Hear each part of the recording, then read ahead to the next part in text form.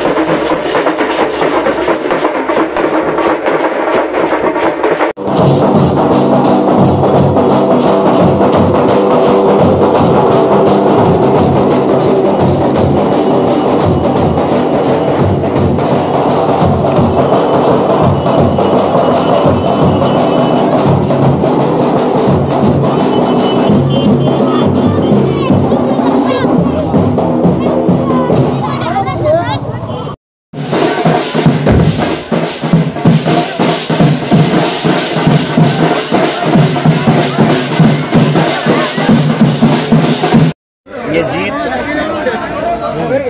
हिंदुस्तान के मुसलमानों के लिए, दलितों के लिए, पिछड़ों के लिए, जिनके लिए न जाने कितने साल से बैरिस्टर असदुद्दीन अवैसी साहब, अकबर अवैसी साहब मेहनत कर रहे हैं।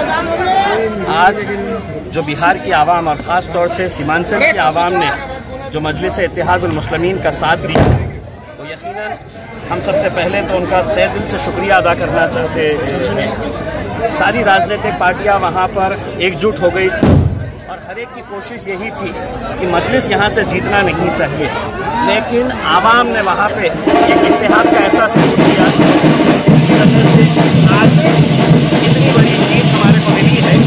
बहुत सारे लोग, बहुत सारी राजनीतिक पार्टियाँ हमारे ऊपर उस प्रचार के दौरान भी इल्ज़ाम लगाती थी कि हम जीतने के लिए नहीं आए हैं, बल्कि किसी को जिताने के लिए आए हैं। और हमने अपनी आवाज़ से कहा था किसी को कोई जवाब देने की ज़रूरत नहीं है। अगर जवाब देना है तो इलेक्शन के दिन देना, और 7 तारीख के दिन जब इलेक्शन हुआ तो अल्हम्दुलिल्लाह भारी तादाद के अंदर लोग निकल कर आए और मजलिस इत्तेहादुल मुस्लिमीन के ऊपर जो यकीन और भरोसा जताया है, हम जिंदगी भर उसके एहसानमंद रहेंगे। आज जब नतीजा है तो उन तमाम राजनीतिक पार्टियों के मुँह पर एक तमाचा मारा है जो लोग हम पर इल्ज़ाम लगाते थे और ये कहते थे कि हम जीतने के लिए नहीं बल्कि किसी को जिताने के लिए आते थे। और हम उन तमाम राजनीतिक पार्टियों को ये कहना चाहते हैं कि बिहार अभी सिर्फ एक झांकी थी, अभी आगे देखिएगा।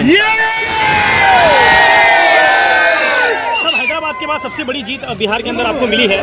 औरंगाबाद के अंदर जो महानगर पालिका के इलेक्शन आने वाले वक्तों में आने वाला है, तो आपको लगता है बिहार की जीत के बाद औरंगाबाद में उसका एक बहुत बड़ा असर आपको नजर आएगा? सब आप सिर्फ औरंगाबाद की बात मत करिएगा, अब हम हिंदुस्तान की बात कर रहे हैं। 20 सीटें आपने वहाँ से लड़ाई की, 5 सीटों पर आपको जीत हासिल हुई है, कहीं ना कहीं दूसरे नंबर पे भी आप रहे हैं। कई सारी सीट्स के ऊपर हम दूसरे नंबर के ऊपर है और हमें अफसोस इस बात का रहेगा कि कई सारी ऐसी सीटें हैं कि जहां पर कांग्रेस ने हमारा वोट काटा, जिसकी वजह से हमें कई सारे सीटों का नुकसान हुआ है। तो सही मानों में अगर वहां पर कोई वोट कटवा साबित हुआ है तो वो कांग्रेस पार्टी साबित हुई है, जिनकी वजह से उसका पूरा खामियाजा जो है वो मजलिस को भुगतना पड़ा है।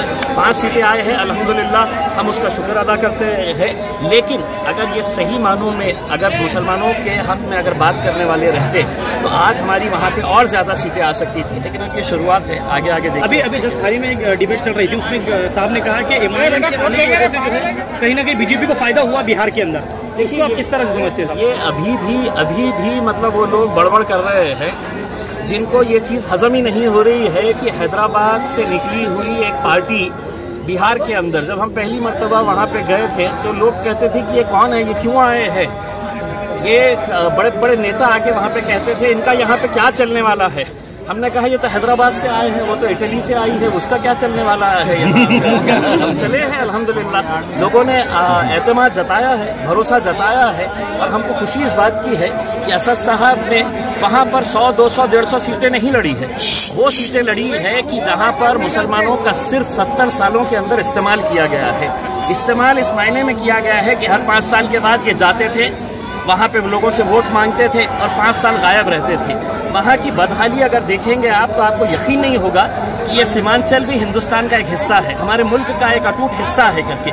लेकिन वहाँ पे विकास या तरक्की इसलिए नहीं हुई है कि वहाँ पर आप रहते हैं, हम रहते हैं, हमारी बस्तियाँ हैं वहाँ पर। इस वजह से सिर्फ इनका इस्तेमाल करो इलेक्शन के वक्त में और इलेक्शन के बाद भूल जाओ करके। लेकिन अल्हम्दुलिल्लाह मजलिस के आने की वजह से अब उनको पता चला है कि अब हमको सीमांचल की तरफ भी ध्यान देना पड़ेगा, और नहीं दिए तो अभी 20 लड़े थे, आने वाले इस वक्त के अंदर क्या होने वाला है उसका अंदाजा लगा। 5 सीटें आप अकेले रहेंगे या किसी से जुड़ने की कोशिश करेंगे? इसका फैसला जो है वो पार्टी के अध्यक्ष बैरिस्टर